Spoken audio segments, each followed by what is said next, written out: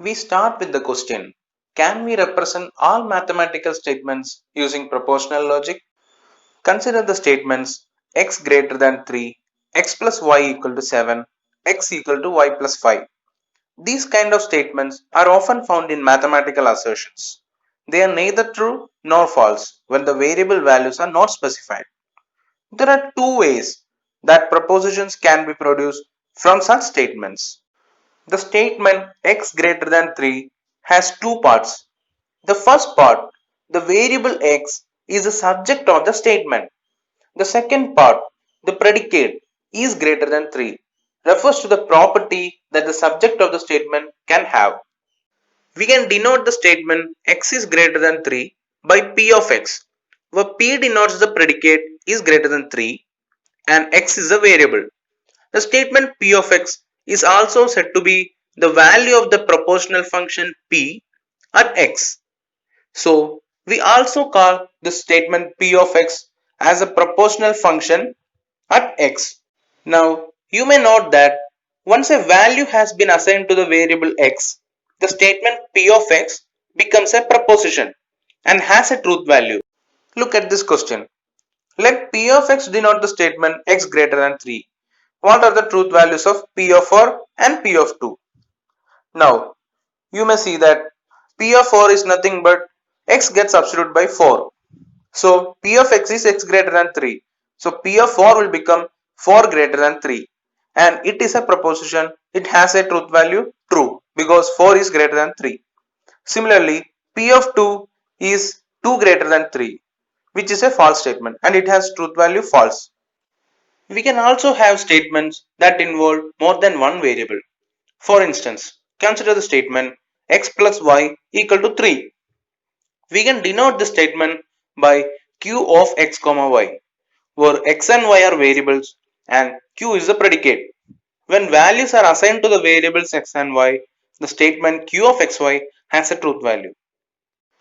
In general, a statement involving the n variables x1, x2 up to xn can be denoted by p of x1, x2, up to xn, where p here is an n-ary predicate. We saw that when the variables in a propositional function are assigned values, the resulting statement becomes a proposition with a certain truth value.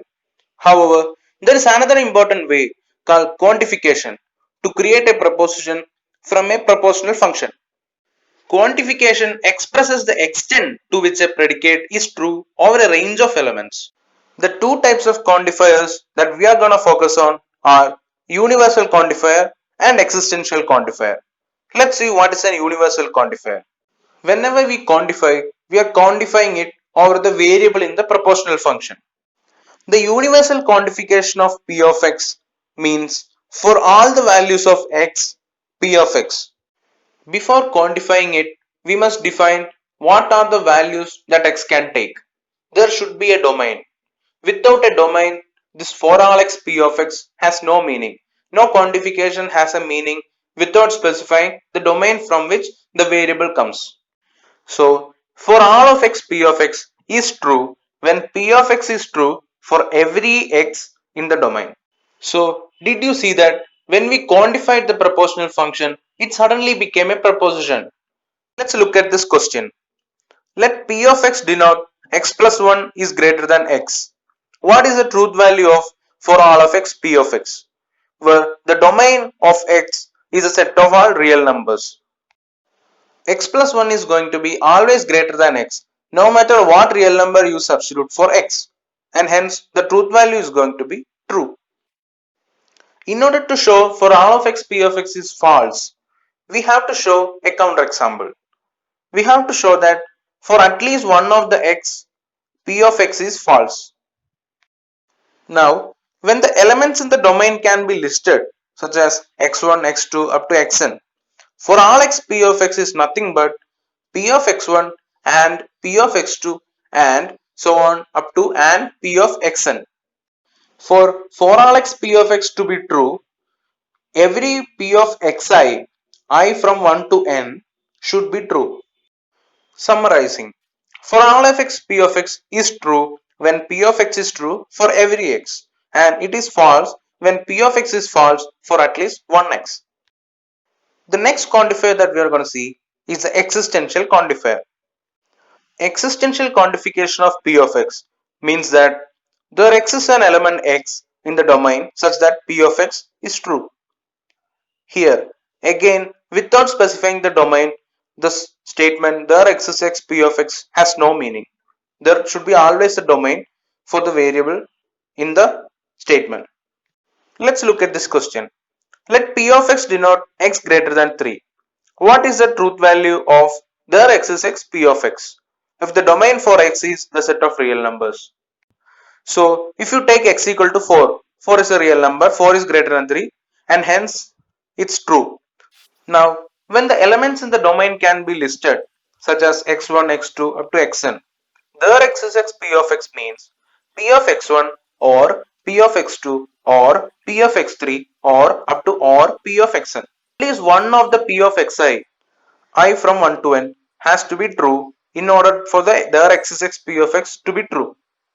For there exists x p of x to be false, all p of xi 1 less than or equal to I less than or equal to n has to be false. Let's see the precedence of quantifiers. If you consider the statement for all of x p of x or q of x, it means for all of x p of x or q of x and not for all of p of x or q of x, right? So for all and their x's have higher precedence than all logical operators from the proportional calculus. When a quantifier is used on the variable x, we say that this occurrence of the variable is bound. An occurrence of a variable that is not bound by a quantifier or set equal to a particular value is said to be free. If you take a look at the statement, there exists x plus y equal to 1. Here x is the variable which is quantified. Y has not been quantified or y has not been set to any particular value. That's why y is a free variable. The part of a logical expression to which a quantifier is applied is called the scope of this quantifier. If you take a look at the statement, there exists x, p of x or q of x or for all of x, r of x. Here, the scope of the existential quantifier, first existential quantifier, there exists x, is the expression p of x or q of x. And scope of the universal quantifier, second one, for all of x, is the expression r of x. So, what we learned from today's lecture? We learned about predicates, quantifiers, and how to form propositions from proportional function, right? We saw two methods. First one is assigning values to the variables in the proportional function. And the second one was using quantification. Either universal quantification or existential quantification can make the proportional function a proposition.